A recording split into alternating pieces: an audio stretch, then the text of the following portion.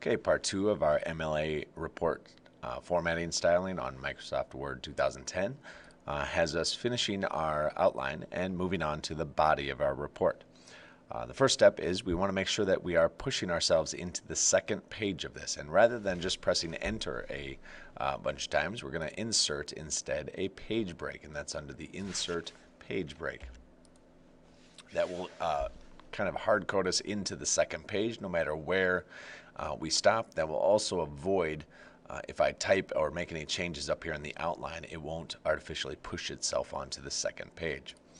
All right, next for the first page of our body, we are going to use the same heading, 4-line heading and title that we used at the top of our outline.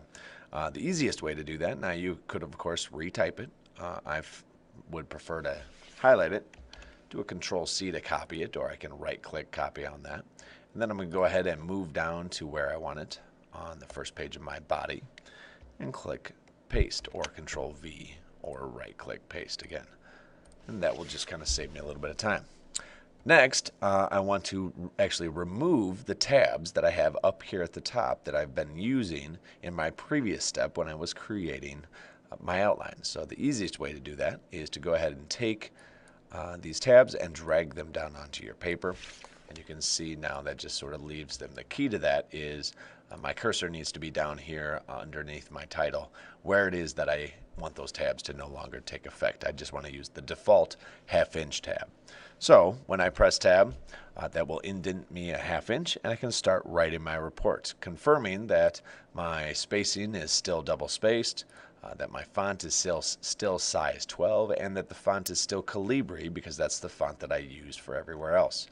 One more thing before I start typing the body of my report is I want to check my heading up here. The last name and a space and page number should have automatically switched to a number 2. If it didn't switch to a number 2, you did something wrong where you included, instead of inserting a page number, you probably just typed a number 1. But that can be easily fixed using the header and footer tools and inserting page number again, as we did before.